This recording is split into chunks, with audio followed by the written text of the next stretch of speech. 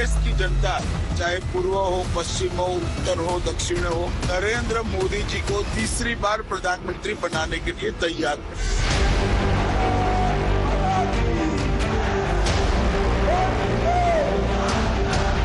अगर इस देश में कोई एक पार्टी पिछड़ा वर्ग की विरोधी पार्टी है तो वो कांग्रेस पार्टी। ना उनको बहुमत मिलना है, ना सीए वापिस जाना है।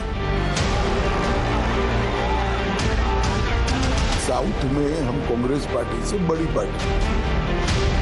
राहुल गांधी क्या सकती, इनके एडवाइजर भी ढंग के नहीं रख सकती कांग्रेस पार्टी। इंदिरा जी कहकर गई थी हम गरीबी हटाएंगे, गरीबी हटाने का काम इतने सालों के बाद मोदी जी कर रहे हैं। 4 तारीख को 1 बजे तक इस देश की जनता आशीर्वाद देकर मोदी जी को 400 पार के बहुमत के साथ तीसरी बार प्रधानमंत्री बनाएगी।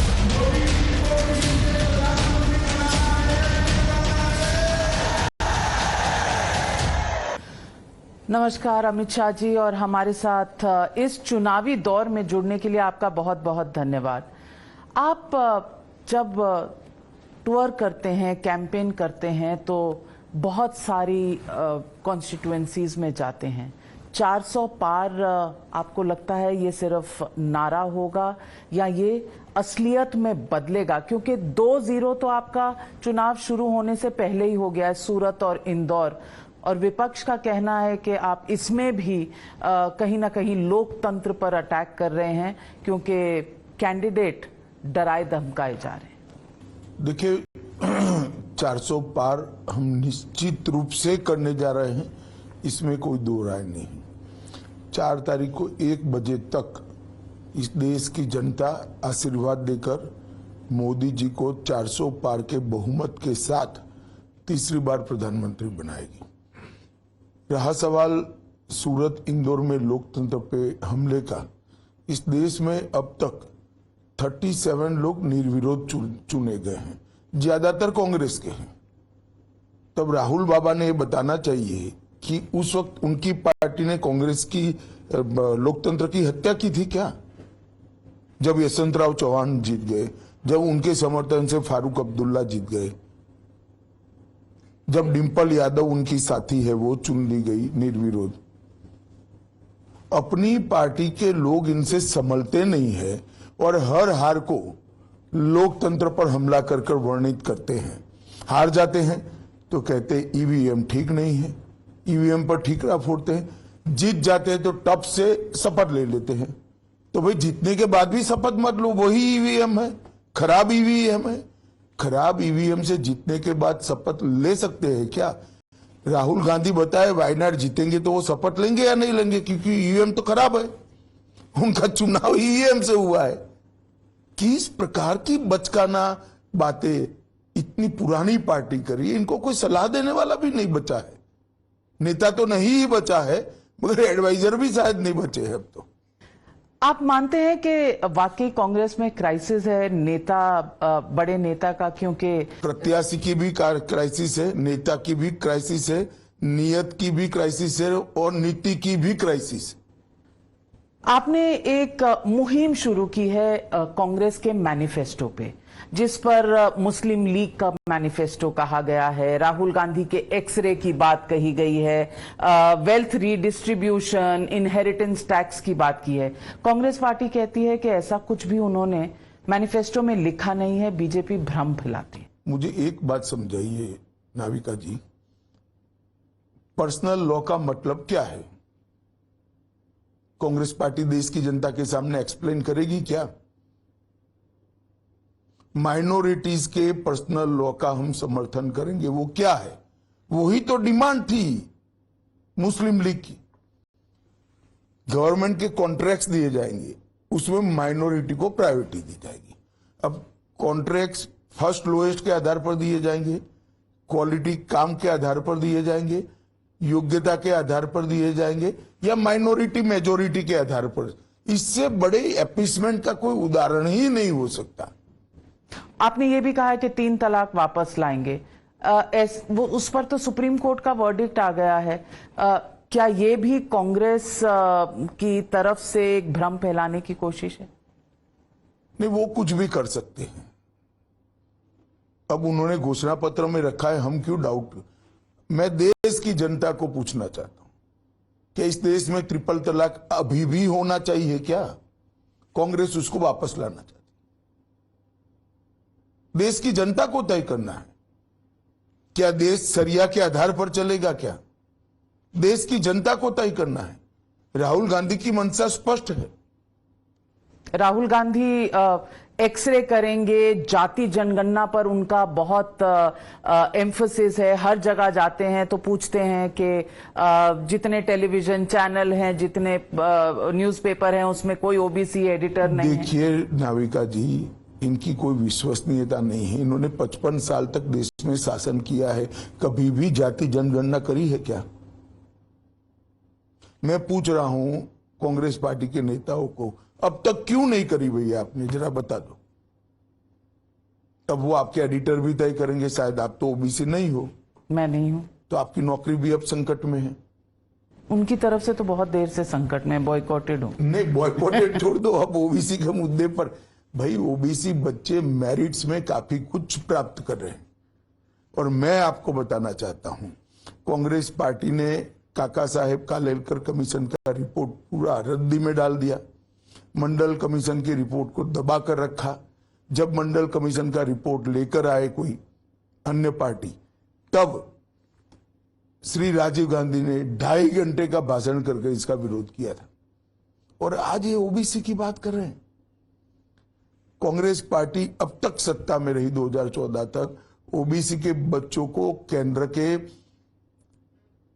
एजुकेशनल इंस्टीट्यूशन में रिजर्वेशन नहीं दिया था।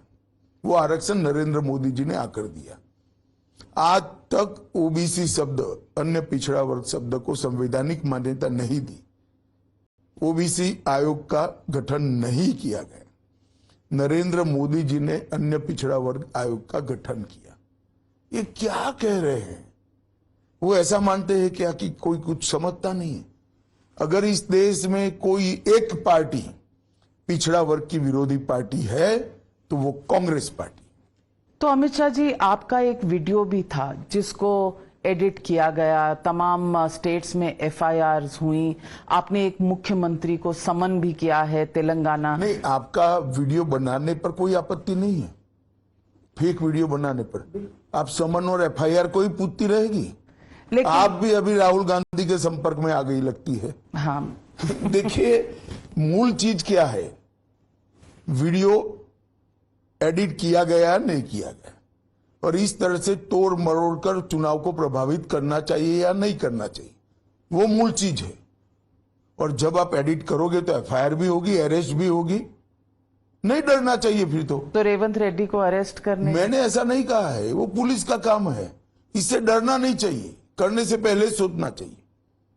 तो इसके आपके पास सबूत हैं, एविडेंस है कि ये जानबूझकर किया गया था और कांग्रेस पार्टी द्वारा किया गया था? नहीं, वीडियो अपने आप एडिट होता है क्या कभी? मैंने तो नहीं सुना भाई ऐसी कोई टेक्नोलॉजी आई कि वीडियो अपने आप एडिट हो जाएगा। जानबूझकर ही किया गया है। और ये तो जांच का सब्जेक्ट है, पुलिस जांच करेगी, जांच को कोऑपरेट करना चाहिए। और फिर कहेंगे नहीं नहीं नहीं, हम पर एजेंसियां आ गई, ये आ गई, वो आ गई, फला आ गया, टिका आ गया, रोने लगेंगे। तो भाई एडिट क्यों किया? आप कोऑपरेट करिए एजेंसीज को। साउथ का बहुत बड़ा आपने एक टारगेट रखा हुआ है। आपको लगता है आप इतना कर्नाटक में, तेलंगाना में, आंध्र प्रदेश में आप कंसंट्रेट कर रहे हैं, तमिलनाडु इससे पहले, आपको लगता है कि बीजेपी का फुटप्रिंट साउथ में उस तरह से बढ़ेगा जिस तरह से आपकी अपेक्षा? कांग्रेस पार्टी से हम बड़ी पार्टी बनेगी साउथ में। वो इतना बड़ा शायद टारगेट नहीं होगा जैसा आपने अपने लिए रखा था। नहीं, मैं बताता हूं ना, साउथ में हम कांग्रेस पार्टी से बड़ी पार्टी होंगे। तमिलनाडु में बीजेपी की कितनी सब सीट? जगह हमारा अकाउंट भी खुलेगा, अच्छी मात्रा में वोट भी प्राप्त करेंगे और हमारे साथी चुनकर भी आएंगे। केरल में भी चुनकर आएंगे, तमिलनाडु में भी चुनकर आएंगे, आंध्र प्रदेश में भी चुनकर आएंगे, तेलंगाना और कर्नाटक में है ही। आरक्षण पर आपने स्टेटमेंट दिया है कि आप रिलीजन बेस्ड आरक्षण हटा देंगे, खत्म कर देंगे। निश्चित रूप से इस देश का संविधान धर्म के आधार पर आरक्षण से सम्मत नहीं है। हमारे संविधान में धर्म के आधार पर आरक्षण की कोई प्रोविजन नहीं है। कांग्रेस ने अपीसमेंट की पॉलिटिक्स के लिए एक गैर कानूनी रूप से आरक्षण थोपा है। जो धर्म के आधार पर मुस्लिमों को आरक्षण दिया गया है वो आरक्षण एसटी, एससी और ओबीसी का काट कर दिया है। और ये कह रहे हैं कि हम झूठ बोल रहे हैं, तो मैं उनको कहना चाहता हूं कि आप देश की जनता के सामने स्पष्ट कर दो कि हम धर्म के आधार पर आरक्षण नहीं करेंगे। क्या डर है? लेकिन आपकी अलायंस पार्टी है चंद्रबाबू नायडू की तेलुगु देशम पार्टी, जिसने एनडीए मैनिफेस्टो रखा और उसमें माइनॉरिटी अपीजमेंट है इसी तरह की। नहीं, देखिए वो उनका मैनिफेस्टो है, मेरी पार्टी का नहीं। एनडीए मैनिफेस्टो, एनडीए मैनिफेस्टो उन्होंने लिखा है, मगर वो हमारा मैनिफेस्टो तो हम घोषित कर चुके हैं, वो उनका मैनिफेस्टो है। एक बात समझ कर चलिए, भारतीय जनता पार्टी का कोई भी चुना हुआ प्रतिनिधि अपीसमेंट की थियोलॉजी से मजबूत होती है, ऐसे एक भी कदम में हम साथ नहीं देंगे, किसी का भी नहीं देंगे। ये हमारी पार्टी की ओर से स्पष्टता है। लेकिन जब अलायंस पार्टनर्स हों साथ में तो आइडियोलॉजी मैच होना जरूरी नहीं है? इसको भी मैच होना कहते हैं। पार्टनर हमारी आइडियोलॉजी मैच करे वो भी मैच होना होता है। देखिए, कुछ मुद्दे ऐसे होते हैं जो पार्टी के कोर मुद्दे हैं। हम इस देश में से जातिवाद, परिवारवाद, भ्रष्टाचार और तुष्टीकरण, ये चारों नासूरों से मुक्त लोकतंत्र चाहते हैं और 14 से मोदी जी ने इसको लगभग देश में एस्टेब्लिश कर दिया है। लेकिन आंध्रा में सीट जीतने के लिए अगर आपकी अलायंस पार्टनर माइनॉरिटी अपीजमेंट करती है तो आप अपने आप को अलग करेंगे। और यही जगन रेड्डी का भी आरोप है कि मोदी का चेहरा पहले था उस एनडीए मैनिफेस्टो पे, पर बाद में मगर बाहर ही नहीं आया मैनिफेस्टो। जगन जी कहाँ देखा है चेहरा, मुझे मालूम नहीं। शायद स्वप्न में उनको मोदी जी दिखते हैं कि उनका चेहरा है, चेहरा है, चेहरा है, क्या करना है। मैनिफेस्टो तो बाहर आया तो चेहरा नहीं था। अब मैनिफेस्टो बाहर आने से पहले उन्होंने चेहरा कहाँ देख लिया, वो जगन जी बताए तो मालूम पड़े। तेलंगाना में ओवैसी साहब का भी यही कहना है कि बीजेपी वो पार्टी है जो मस्जिदों पर तीर चलाती है। माधवी लता जी की एक रोड शो में रामनवमी के दिन उन्होंने स्पष्ट किया है कि हमने रजाकारों के से सुरक्षा के बारे में इस मुद्रा में सबको विश्वास दिलाने का पाया, और यहाँ के लोग सुरक्षा चाहते हैं। ये तो यहाँ का मुद्दा है। माधवी लता जी, आपको लगता है बीजेपी की कैंडिडेट हैदराबाद से ओवैसी जी को चैलेंज कर रही हैं, जीत पाएंगी?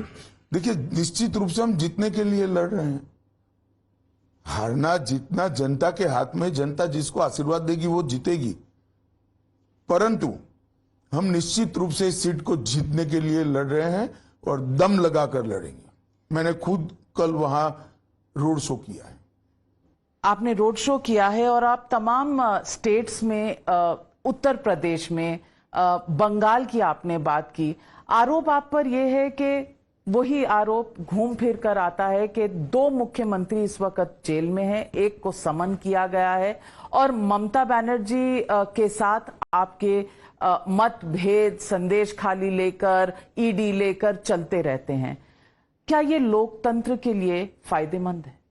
देखिए, संदेश खाली का इन्वेस्टिगेशन सीबीआई को किसने दिया? हाईकोर्ट ने दिया। अब हाईकोर्ट भी पॉलिटिक्स कर रही है क्या? मुझे एक बात बताइए, एक महिला मुख्यमंत्री के नाक के नीचे तुष्टीकरण की पॉलिटिक्स के तहत उनकी पार्टी के ही नेता सैकड़ों महिलाओं का शोषण करते रहे। हमने इसका विरोध किया, जमीन पर विरोध किया, वहां हम विपक्ष में हैं। हाईकोर्ट ने सुओ मोटो कॉग्निजेंस लिया, उसके बाद अरेस्ट हुई, फिर उचित कदम नहीं उठाए गए। डायरी, जब केस डायरी हाईकोर्ट के सामने गई, हाईकोर्ट ने सीबीआई इंक्वायरी ऑर्डर की। अब ममता जी कह दे कि हाईकोर्ट भी पॉलिटिक्स कर रही है। वो सुप्रीम कोर्ट में है, ऑब्जेक्ट कर रहे हैं, तो सुप्रीम कोर्ट निर्णय करेगी ना, हम कहा ना बोल रहे हैं। लेकिन एक हाईकोर्ट के जज बीजेपी के कैंडिडेट बन जाते हैं, सवाल तो उठाएंगे लोग। सैकड़ों लोग इंदिरा गांधी की मिनिस्ट्री में, कांग्रेस की मिनिस्ट्रियों में मंत्री रहे भाई, आप छोड़िए ना। अपनी नौकरी छोड़ने के बाद कोई भी जुडिशियल ऑफिसर कोई भी पार्टी को ज्वाइन कर ही सकता है, ये कोई पहली बार नहीं हुआ है। लेकिन अगर हम करते हैं तब सवाल उठते, इतना ही है। लेकिन आप वहां महिला रक्षा में खड़े हैं संदेश खाली में, और यहां कर्नाटक में जहां आप कल थे वहां आपके अलायंस पार्टनर के फैमिली मेंबर्स वो इन्वॉल्व हैं शोषण में। 2976 वीडियो की बात हो रही है जो प्रज्वल रेवन्ना की हैं, वो देश से भाग जाते हैं, किसी को पता भी नहीं चलता। देखिए, हमने इस पर हमारा स्टैंड असंदिग्ध रखा है, स्पष्ट स्टैंड है हमारा। कठोर से कठोर कदम उठाने चाहिए, और कर्नाटक सरकार नहीं उठा सकती है तो छोड़ दे, हम उठाएंगे।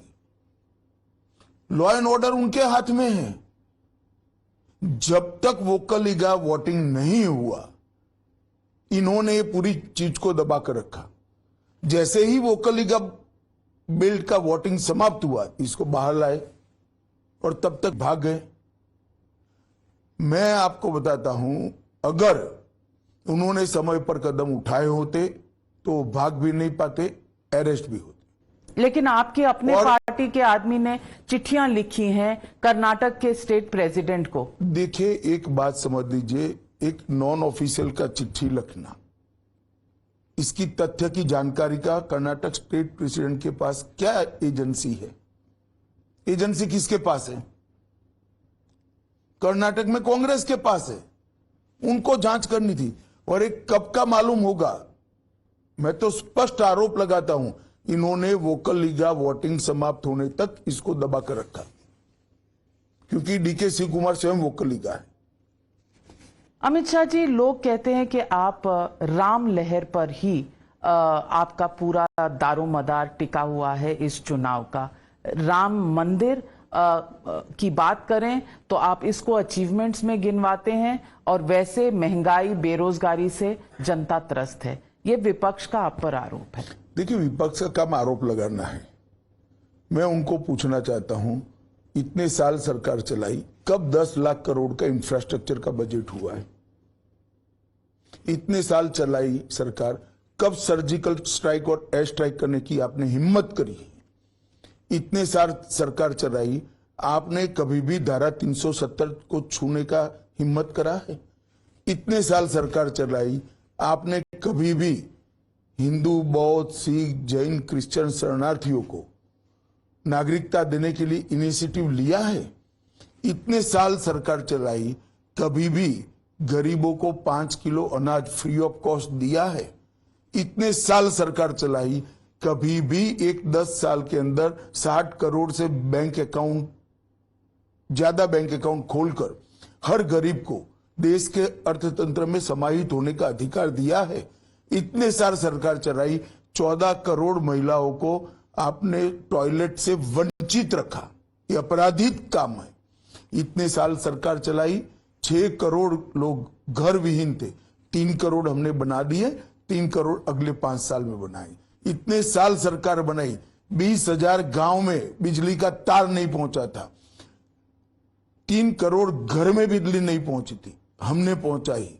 अगर आपने सब कर लिया होता, घर नल से जल 14 करोड़ घरों, अगर 55 साल में ये सब कर लिया होता तो हमारे तो करने के लिए कुछ आता ही नहीं।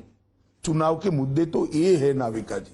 तो चुनाव के मुद्दे ये हैं कि आप कह रहे हैं कि बेरोजगारी, महंगाई मुद्दा नहीं है। जरूर मुद्दा है, उसको भी हमने कंट्रोल में रखा है, रोजगारी भी बढ़ी है। इस देश में एक 6 साल में 1 करोड़ लखपति दीदी अपना स्वरोजगार जनरेट की है, सैकड़ों स्टार्टअप बने हैं, ढेर सारी इंडस्ट्री, सारे इन्वेस्टमेंट के रिकॉर्ड तोड़ने का काम ये 10 साल के अंदर हुआ है। जब 10 लाख करोड़ का इंफ्रास्ट्रक्चर बनता है तो आप क्या समझती है, रोजगारी नहीं मिलेगी? सरकारी नौकरियों की मैं बात कर लेता हूं। एक साल के अंदर 23-24 के साल में मोदी जी ने 10 लाख युवाओं को सरकारी नौकरी देने का काम किया है, जो सर्वाधिक है आजादी से अब तक। मगर उनको झूठ बोलकर भाग जाना है, बहस में नहीं आना है।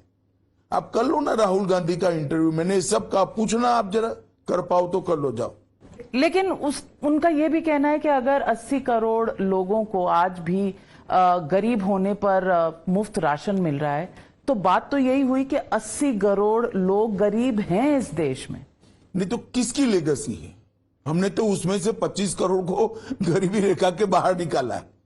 अभी वो बेचारे सस्टेन हो रहे, इसके लिए उनका मुफ्त राशन हम बंद करना नहीं चाहते, परंतु 25 करोड़ लोगों को गरीबी रेखा के हमने बाहर निकाला है। राहुल गांधी और ये लेगेसी किसकी है? किसने 4 पीढ़ी से 55 साल तक यहां शासन किया? कांग्रेस और उनके चट्टो बट्टों ने शासन किया। और राहुल गांधी क्या मुझे तो मालूम नहीं पड़ता कि इनके एडवाइजर भी ढंग के नहीं रख सकती कांग्रेस पार्टी। कांग्रेस पार्टी सालों से इनके अध्यक्ष एडवाइजरों से चले। आपने सैम पिट्रोडा का मुद्दा भी उठा लिया, इनहेरिटेंस टैक्स का, जबकि वो मालूम नहीं सैम पित्रोडा जी आइवरी टावर में जीते, ना उनको भारत की देश की ग्राउंड रियलिटी मालूम है, ना हमारे लोगों की रिक्वायरमेंट मालूम है। अच्छे व्यक्ति है, परंतु आइवरी टावर में जीते। वो जहां जीते हैं, रहते हैं, वो देश की। आप मानते हैं अच्छे व्यक्ति हैं? मैं तो मानता हूं, हर व्यक्ति अच्छा होता है, कुछ ना कुछ तो अच्छा होता ही है। राहुल गांधी भी? सब में कुछ ना कुछ अच्छा होता है, आप में भी होगा, वो तो देखने का नजरिया चाहिए। तो राहुल गांधी में क्या अच्छा लगता है आपको? मेरा काम नहीं, उनकी माता जी का काम है अच्छा ही देखना। राहुल गांधी कह रहे हैं कि महिलाओं के अकाउंट में 1 लाख रुपए हर साल आएंगे, खटाखट खटाखट। देखिए नाविका जी, इस आधार पर निर्णय मत करना वोट देने का। इंदिरा जी कहकर गई थी हम गरीबी हटाएंगे, गरीबी हटाने का काम इतने सालों के बाद मोदी जी कर रहे हैं। इन लोगों को, इनका एक सूत्र है पूरे परिवार का, झूठ बोलो, बार बार बोलो, सार्वजनिक रूप से बोलो, और फिर न सुने तो बड़े आवाज से बोलो। ये 4 सूत्रों के आधार पर 4 पीढ़ी चलाई है इन्होंने। लेकिन ये जो वेल्थ रीडिस्ट्रीब्यूशन है कि मंगलसूत्र छिन जाएंगे, घुसपैठियों को दे दिया जाएगा, क्या ये सही था इंटरप्रिटेशन जो किया गया? बिल्कुल सही है। मैं आपको बताता हूं, मनमोहन सिंह जी ने कहा है या नहीं कहा है कि इस देश के संसाधन पर माइनॉरिटी और उसमें भी विशेष कर मुसलमानों का अधिकार है। लेकिन उससे पहले वाले वाक्य में उन्होंने शेड्यूल ट्राइब्स वो ठीक है, मगर बाद में तो प्रायोरिटी तय कर दी। ये सब तो बेचारे द्वितीय कक्षा की प्रायोरिटी में चले गए, schedule caste, schedule tribe, OBC. आपने तो माइनॉरिटी और उसमें भी मुसलमान, सिख जैन नहीं है, बौद्ध नहीं है, मुसलमान, क्योंकि वोट बैंक है।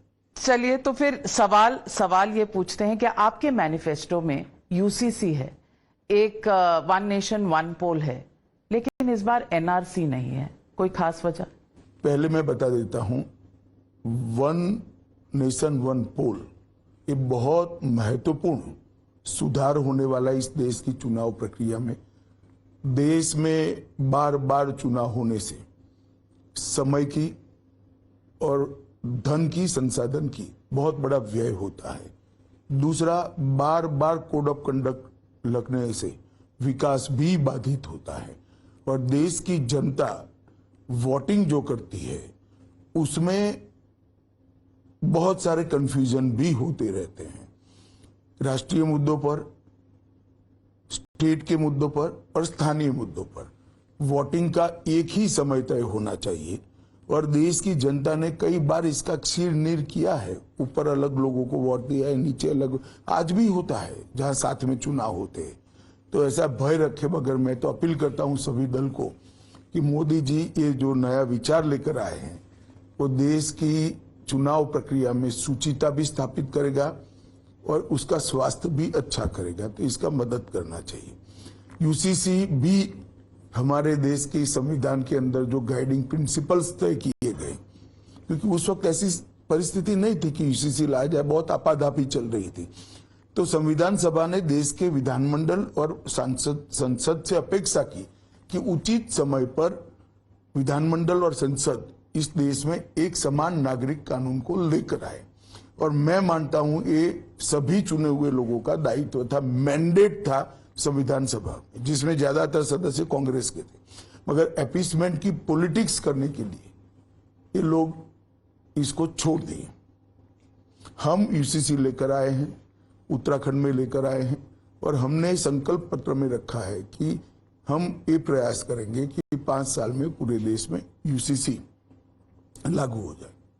आप इस पर कमिटमेंट है आपकी कि इस 5 साल में के पहले 100 दिन के प्रोग्राम में होगा? 100 दिन को मत छूइए आप, 5 साल का घोषणा पत्र होता है, संकल्प पत्र होता है, इसमें हो जाएगा। एनआरसी? एनआरसी के लिए अभी हमारा कोरोना के कारण थोड़ा लेट हो गया, थोड़ा सहमति बनाने में लेट हो गया, तो अभी हमने ये सीए को लागू किया है। अभी भी ममता जी, कांग्रेस सब तो विरोध करे, कह रहे हैं हम वापस ले लेंगे। ले सकते हैं? कोई सवाल ही पैदा नहीं होता, ना उनको बहुमत मिलना है, ना सीए वापस जाना है। जो शरणार्थी आए सबका अधिकार है इस देश का नागरिक बनने का, और मेरे और आपके जितना ही अधिकार जो शरणार्थी बनकर आए हैं उनका है। ये देश का कमिटमेंट था उनको पार्टीशन के वक्त। पार्टीशन का पाप भी कांग्रेस ने किया, और पार्टीशन के वक्त दिया हुआ वादा तोड़ने का पाप भी कांग्रेस ने करा है। नहीं कर सकती। तो फेडरलिज्म का क्या होगा? वो कहते हैं कि स्टेट्स का आपने कोई रोल नहीं छोड़ा। देखिए, ये जो बातें करते बच्चे जैसी और अनपढ़ जैसी करते हैं। हमारे संविधान में स्टेट का, सेंटर का और साझा 3 प्रकार से विषयों का आवंटन हुआ है। नागरिकता शुरू से, जब से संविधान बना तब से सेंटर का रोल है, स्टेट का रोल ही नहीं है। क्या ये गलत फहमियां लोगों में पड़, और आप जैसी स्टडीड जर्नलिस्ट इसको सवाल बनाकर मुझ पर थोप रही हैं। मैं आपको बताता हूं नाविका जी, संविधान शुरुआत से नागरिकता के विषय पर स्पष्ट है कि नागरिकता देश की संसदीय चुनी हुई सरकार का विषय है, राज्य का नहीं है। हर राज्य नागरिकता के बारे में अलग अलग कानून बनाएगा तो देश बिखर जाएगा। तमिलनाडु अपना बनाएगा, गुजरात अपना बनाएगा, महाराष्ट्र अपना बनाएगा, बंगाल, ऐसे नहीं चल सकता देश। जैसे विदेश नीति केंद्र सरकार का एकाधिकार है, रिजर्व बैंक केंद्र सरकार का, इसी प्रकार से नागरिकता केंद्र सरकार का एकाधिकार है, और आज से नहीं 1950 से। अमित शाह जी, लेकिन 2 मुख्यमंत्री चुनाव से पहले अगर जेल में जाते हैं, देखिए टाइम पर वो इन्वेस्टिगेशन कोऑपरेट करते तो चुनाव के पहले चले जाते। जाना तय था? नहीं, वो तो उन्होंने भ्रष्टाचार किया है इसलिए जाना था। इस देश में बहुत सारे मुख्यमंत्री विपक्ष के, ममता जी भी है, हिमाचल की भी है, ढेर सारे, क्यों कोई नहीं जाता? सिद्धरामैया जी है। नहीं, ऐसा नहीं है।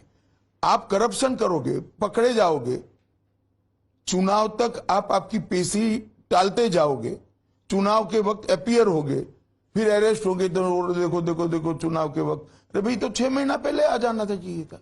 लेकिन इंसुलिन भी ना देना जेल में, उनकी हेल्थ को, एक और झूठ को आप प्रचारित कर रही है, कैरी कर रही है। आप नहीं कर रही प्रचारित, कैरी कर रही है। दिल्ली में जेल दिल्ली सरकार के अंतर्गत है। अगर आप पार्टी ही उनको इंसुलिन नहीं दे रही है तो आप पार्टी में गंभीर संकट है। आपका आरोप है कि आरोप नहीं है, मैं फैक्ट बता रहा हूं। दिल्ली की जेल दिल्ली सरकार के, वो कह रहे हैं उनकी जान को खतरा है। तो आप पार्टी से ही है। आप पार्टी से ही है। वो इसका मतलब तो यही होता है, क्योंकि जेल में, मैं नहीं मानता जान को खतरा है, परंतु है तो फिर आप पार्टी से हैं। क्योंकि दिल्ली की जेल दिल्ली सरकार के अधीन है, भारत सरकार का कोई रोल नहीं है। दिल्ली सरकार उनकी जेल में बैठकर वो ही चला रहे हैं। आपको लगता है ये सही है कॉन्स्टिट्यूशनली के एक मुख्यमंत्री? देखिए, मुझे तो सही नहीं लगता है नाविका जी। मैं भी जेल में गया था, मुझे एनकाउंटर के मामले में कांग्रेस सरकार ने जेल में डाला था। बाद में कोर्ट ने कहा कि पॉलिटिकल षड्यंत्र है कर मुझे बरी किया मतलब मेरे आरोप खारिज कर दिए, स्क्रैप कर दिए। परंतु मैंने भी अरेस्ट होने से पहले इस्तीफा दे दिया था। हेमंत सोरेन जेल में गए, अरेस्ट होने के पहले वो इस्तीफा दे दिया। अब संविधान में ऐसा कोई प्रोविजन ही नहीं कि ऐसा कोई करेगा तो क्या होगा। क्योंकि संविधान सभा ने ऐसे निर्लज्ज मुख्यमंत्री चुन कर आ जाएंगे जो जेल में जाने के बाद भी इस्तीफा नहीं देंगे, ऐसे सत्ता लोलुप लोग आ जाएंगे, इसकी कल्पना ही नहीं करी थी। शायद उनको ये इतना विजुलाइज नहीं कर पाएंगे। तो आप लगता है संशोधन होना चाहिए या कोई लॉ होना चाहिए? नहीं, हमारा ये एजेंडा नहीं है। जनमत क्या बनता है इसके आधार पर कानून बनते हैं। अभी तो जनता ही इसको तय करेगी अच्छा है या पर होना चाहिए कि नहीं? अगर कॉन्स्टिट्यूशन में कोई देखिए, गैप मेरे है। बोलते ही आप इसको केजरीवाल के साथ जोड़ दोगी। मैं इस विषय पर, सुनिए ना, मुझे मालूम है कैसे चलता है जर्नलिज्म। मैं इस विषय पर अभी कुछ बोलना नहीं चाहता। देश की जनता तय करे कि ऐसे निर्लज्ज मुख्यमंत्री होने चाहिए या नहीं होने चाहिए। मैं आपसे पूछना चाहती हूं, आजकल एक मुद्दा उठा हुआ है इंटरनेशनली भी, वो है यूएस ने उठाया जो मुद्दा है।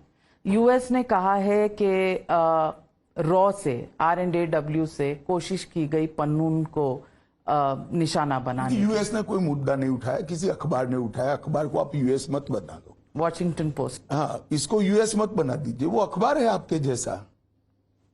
तो आप इस मैटर को सीरियसली नहीं, देखिए, डिप्लोमेसी अगर यूएस सरकार गंभीरता से मानती है तो डिप्लोमेट चैनल से चर्चा करेंगी, हम उसका जवाब देंगे। हमारा कोई रोल कहीं पर नहीं है। सवाल लोगों का ये है कि 400 पार अगर आपको पहले ही पता है तो फिर कहीं फिर से ईवीएम में घोटाला तो नहीं?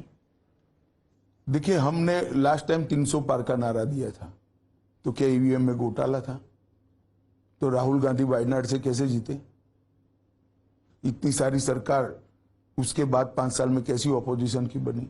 400 पार का लक्ष्य रखने का हमारा अधिकार भी नहीं है क्या लोकतंत्र के अंदर?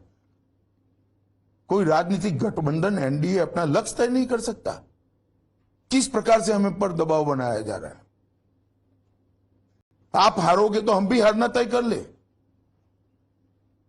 आपके कर्म ऐसे है तो जनता आपको नहीं चुनती है। हमारे काम अच्छे हैं तो हम विश्वास से जा रहे हैं।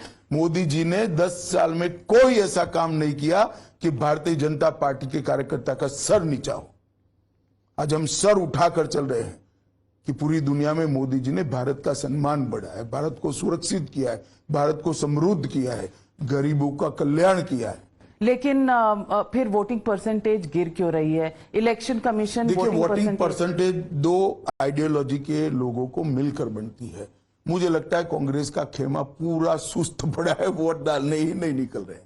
लेकिन कर्नाटक में तो आप कह रहे हैं आप बहुत स्ट्रांग विकेट पे हैं। अगर स्ट्रांग विकेट पे हैं तो बेंगलुरु के अंदर वोटिंग परसेंटेज में 8-9% मगर वहां गिरावट। पर भी कांग्रेस का वोट तो है। उनको मालूम है काहे को टाइम जाया करे, जितना बितना है नहीं। राहुल बाबा बैठे, यस मिलना नहीं है, छोड़ो अभी। लेकिन ये सिर्फ राहुल बाबा का इलेक्शन तो नहीं है, इसमें तमाम पार्टियां हैं, इंडिया अलायंस है, कौन ममता प्रधानमंत्री बनर्जी बनेगा बताओ तो अखिलेश मुझे। यादव। नहीं, कौन बनेगा?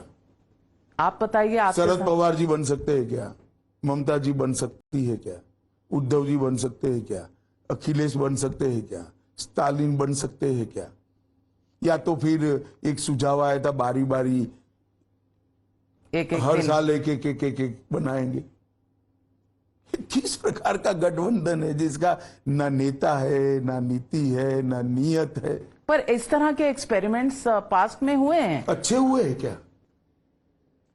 पर हुए हैं। यूनाइटेड फ्रंट गवर्नमेंट आई, यूपीए गवर्नमेंट आई। देश की जनता ने तय कर लिया कि जो 30 साल एक्सपेरिमेंट चले, इससे देश काफी पिछड़ गया। आपके ऊपर सवाल ये भी उठाए जाते हैं इलेक्टोरल रिफॉर्म्स के, इलेक्टोरल बॉन्ड्स के। क्या इलेक्टोरल बॉन्ड्स की जो वजह है वो बीजेपी के लिए कहीं ना कहीं सुप्रीम कोर्ट का ऑर्डर आपके लिए आपको अनकंफर्टेबल नहीं करता? जरा भी अनकंफर्टेबल नहीं लगता। ये राहुल जी आरोप लगा रहे हैं तो ये कह रहे हैं उगाही है, ऐसा शब्द प्रयोग कर रहे हैं। तो क्या 1600 करोड़ के बॉन्ड कांग्रेस पार्टी को मिला, वो उगाही के उनकी राज्य सरकार के ठेकों के सामने लिया है क्या? देश की जनता के सामने वो स्पष्ट करे। पर वो बोल रहे हैं उनको मालूम नहीं है मेरी पार्टी को भी 1600 करोड़ का बॉन्ड मिला है, और बोलते ही जा रहे। राहुल गांधी को आप सीरियसली नहीं लेते? मैं नहीं, देश की जनता सीरियसली ले। 20 बार लॉन्च किया सोनिया जी ने, 20 बार लॉन्च फेल हो गया। इस बार 21वीं बार कर रहे हैं, देखो क्या होता है। मैं क्या मेरा तो एक वोट है नहीं, पर जो आप, निश्चित है, भारतीय जनता पार्टी को जाना है। पर आप उनकी पार्टी से सबको ले लेते हैं और राहुल गांधी आपको पसंद नहीं है।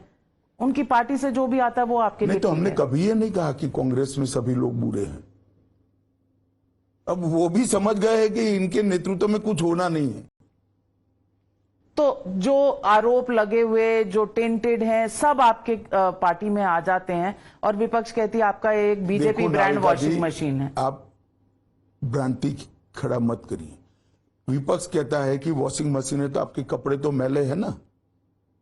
ये तो विपक्ष ने अब एडमिट कर लिया कि हमारे कपड़े मैले हैं, तो धोने हमारी वॉशिंग मशीन में जाते हैं। ये किस प्रकार के लोग हैं जो स्वीकार कर लेते हैं कि हम मैले हैं। खैर छोड़िए, वो उनका सवाल है।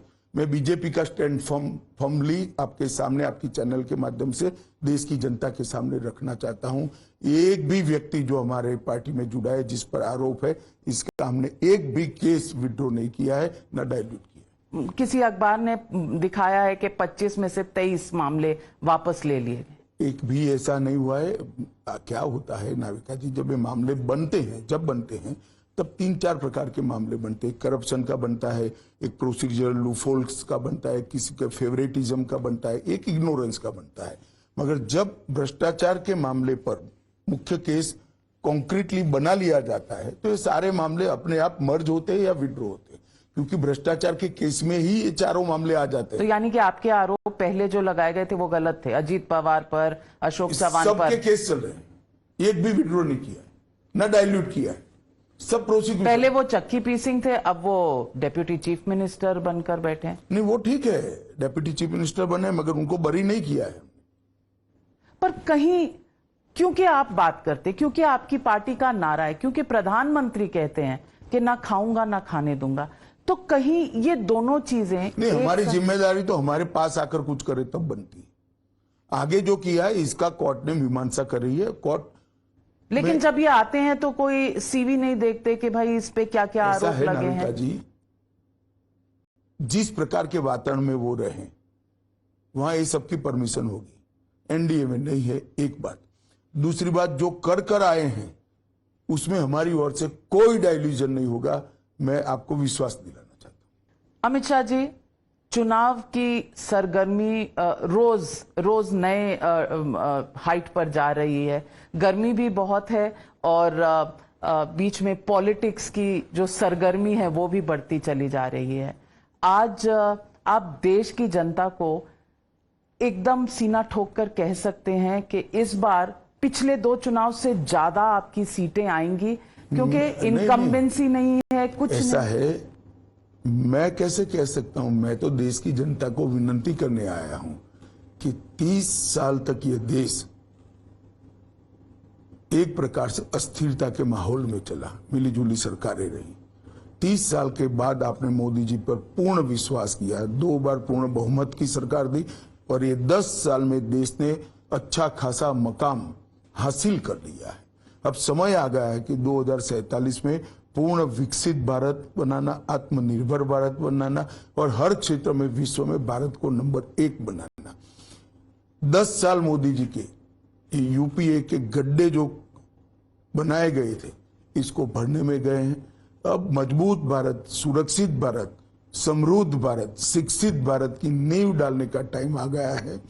कृपया देश की जनता जिस पर 23 साल से मुख्यमंत्री प्रधानमंत्री रहते हुए 25 पैसे का भी आरोप नहीं है, ऐसे प्रामाणिक नेता, परिश्रमी नेता, दृष्टिवंत विजनरी नेता नरेंद्र मोदी को वोट दे और भारत के गौरव को पूरी दुनिया में ऊपर तक, 1 नंबर तक पहुंचाने का, परिश्रम करने का हमें मौका दे।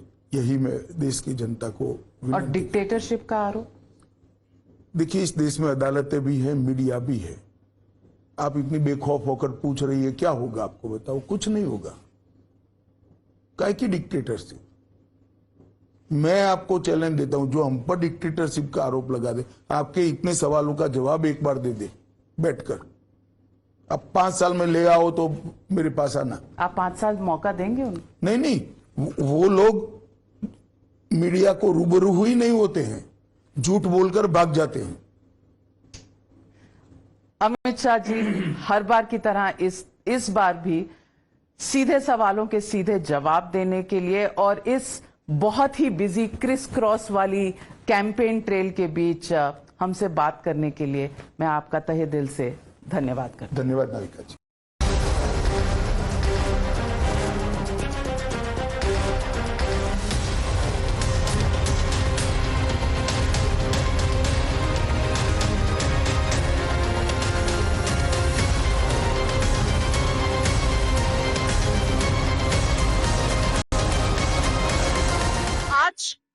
कैंपेन ट्रेल पे हमारे साथ बहुत ही खास मेहमान, क्योंकि अगर कैंपेन ट्रेल करना हो तो फिर गृह मंत्री अमित शाह से अच्छा कौन। और अमित शाह जी आज कैंपेन ट्रेल में मैं आपको देख रही हूं, आप पूरे देश का एक क्रिस क्रॉस करते हुए नजर आ रहे हैं पिछले कितने दिनों से।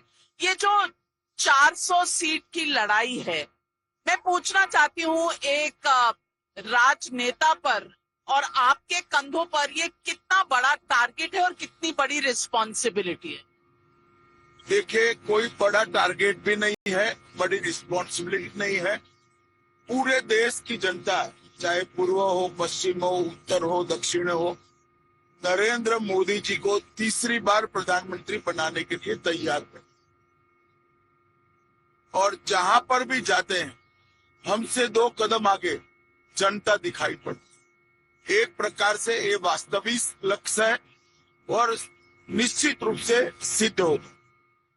400 के टारगेट के सामने विपक्ष कहता है, चाहे आप राहुल गांधी ले लें, चाहे आप ममता बनर्जी, 150 से 200 की सीट की टारगेट बताते हैं कि इससे ज्यादा आप बढ़ नहीं पाएंगे। कभी इसका प्रेशर चुनाव के दौरान होता है? जो लोग जमीनी हकीकत में जीते हैं, जमीन को जानते हैं, वो लक्ष्य भी ऐसा तय करते हैं जो सिद्ध हो सके, इसलिए प्रेशर में आने का क्वेश्चन डज नॉट अराइज। मैं आपसे एक और डिबेट छिड़ी हुई है नेशनल लेवल पर, वो ये है कि इलेक्शन कमीशन ने 11 दिन के बाद पूरी वोटिंग की परसेंटेज पब्लिक में डाली है और 4 दिन बीत चुके हैं जब सेकंड फेज के, तो ये फिगर्स जो हैं पब्लिक में आए हैं। 66% के लगभग वोटिंग दोनों फेजेस में हुई है। पहले ये रोज ब्रीफिंग होती थी जिस दिन पोलिंग डे होता था और एब्सोल्यूट नंबर नहीं बताए जा रहे। ये सीताराम येचुरी कह रहे हैं, जयराम रमेश कह रहे हैं, तमाम पार्टियां कह रही हैं, तृणमूल कांग्रेस भी। आपको लगता है कि ये जो नंबर का हेर फेर है और विपक्ष का इस पर जो सवालिया निशान है कि ईवीएम में फिर से कुछ घोटाला होगा, ये जायज है? देखिए नाविका जी, आप शायद चुनाव लड़ी होती तो ये सवाल ना कर। 2 प्रकार से आज भी चुनाव में वोटिंग हो रहे, जैसे मेरी कॉन्स्टिट्यूएंसी में आज सरकारी अफसरों का वोटिंग होता है, उसमें सभी कैंडिडेट्स को अपना पोलिंग एजेंट बिठाना होता है। वोट पेटी वोटिंग के बाद सील कर दी जाती और वहां एक सर्टिफिकेट मिलती कि इस बैलेट बॉक्स के अंदर कितने वोट पड़े हैं और इस पर साइन लिया जाए।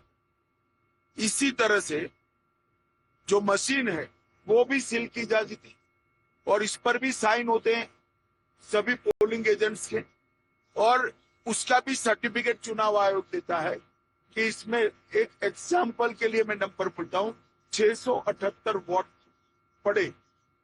इससे कोई छेड़खानी नहीं कर सकता, ये सबको मालूम है, मगर हार वो अभी से देख पा रहे हैं, इसलिए हार का जवाब अभी से तैयार करें। चुनाव आयोग ने क्यों देरी की, क्या हुआ, वो चुनाव आयोग को जवाब देना चाहिए, जितना हो सके उतना जल्दी बताना भी चाहिए। परंतु एक भी स्टेज ऐसा नहीं है जहां इवन निर्दलीय का, पॉलिटिकल पार्टी छोड़िए, इसका पोलिंग एजेंट न हो। कैसे घपला हो सकता है, मैं समझ नहीं। यानी कि हर ईवीएम मशीन और हर पेटी, हर वोटिंग सेंटर पर पोलिंग एजेंट सर्टिफाई करता है? निश्चित रूप से सील करता है, सील पर उसका साइन होता है और जब काउंटिंग होती है तब साइन मैच कराते हैं। और एक सर्टिफिकेट फॉर्म 20 चुनाव आयोग देता है जिसमें फला फला ईवीएम मशीन में या फला फला मत पेटी में इतने वोट गिरे हैं वो मेंशन होता है। और काउंटिंग जब होता है तब काउंटिंग एजेंट वो देखते हैं कि इसमें से 620 ही वोट निकले। तो यानी कि नंबर का हेर फेर नहीं हो सकता। सबको मालूम है कभी नहीं हो सकता, मगर वो हारने के कारणों की अभी से मीमांसा करने लगे। लोग ये भी कहेंगे कि आपको कैसे पता चलता है कि आप जीतने ही वाले हो, वो हारने ही वाले हैं। फिर सवाल उठेगा कि ईवीएम के अंदर आप क्या है आपको मालूम है, उनको नहीं। तो नाविका जी हमारी 150 सीटें आएगी, राहुल जी को कैसे मालूम पड़ा? उन्होंने भी क्या ईवीएम मैनेज किया है? देखिए, जो ग्राउंड पर काम करते हैं उनका एक असेसमेंट होता है, वो असेसमेंट हम बताते हैं। ये बात अलग है कि हमारे असेसमेंट ज्यादातर सही होते, उनके गलत होते, परंतु असेसमेंट के आधार पर ही सब हुए।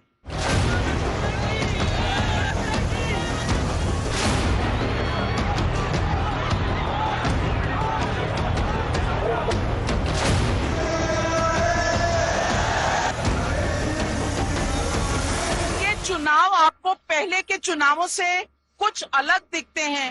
एक तरफ मंगलसूत्र घुसपैठियों की बात हुई तो दूसरी तरफ वोट जिहाद की बात हो रही है।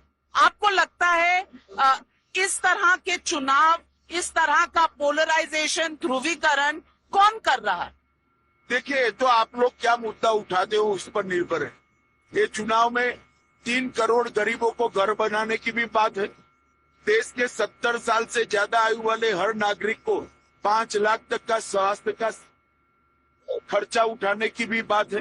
फिर 5 साल तक गरीबों को 5 किलो अनाज हर महीने देने की भी बात है। देश को संसार का 3रे नंबर का अर्थतंत्र बनाने की बात है। 1 नेशन 1 इलेक्शन की भी बात है। देश में यूसीसी लाने की भी बात है।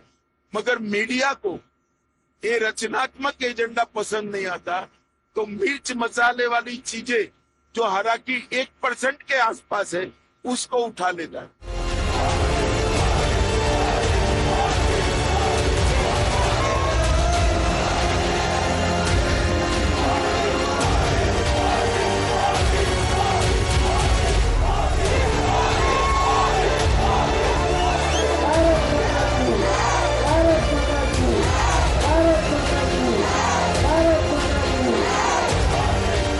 मिर्च मसाले वाला खाना भारतीय लोग तो खाते हैं, मसाला अच्छा लगता है खाने। नहीं, मुझे कोई कंप्लेन नहीं है इससे। आपने पूछे ऐसा क्यों है, इसका कारण बता रहा हूँ। मैं पूछना चाहती हूँ, वोट जिहाद एक नया शब्दकोश से शब्द निकाला गया है। मरियम आलम खान जो सलमान खुर्शीद जी की भतीजी हैं और समाजवादी पार्टी की नेता हैं, ऐसे समय उन्होंने कहा जब सलमान खुर्शीद जी पूर्व कानून मंत्री स्टेज पर बैठे थे और उनका कहना है कि अगर मुसलमान मोदी को वोट करे तो उनका मुसलमानों के बीच हुक्का पानी बंद हो जाना चाहिए। आपको नहीं लगता कि पोलराइजेशन से ज्यादा ये एक देश में बंटवारे की राजनीति है? इस देश का कोई बंटवारा कर नहीं सकता। आप आश्वस्त रहिए, भारतीय जनता पार्टी अब काफी मजबूत हो चुकी है। जो देश का बंटवारा करना चाहेगा उसको कड़ा जवाब। और जहां तक इस प्रकार की अपीलों का सवाल है, वो शायद इंदिरा गांधी के जमाने में जी रहे हैं। मोदी जी के 10 साल में इस देश में से जातिवाद, परिवारवाद, भ्रष्टाचार और तुष्टीकरण चारों नासूरों से मोदी जी ने इस देश के लोकतंत्र को मुक्त कराया है। अब इस तरह की बातों से चुनाव नहीं जीता जा सकता। वो शायद अभी राहुल गांधी नहीं जानते, 24 के परिणाम के बाद जानते हैं।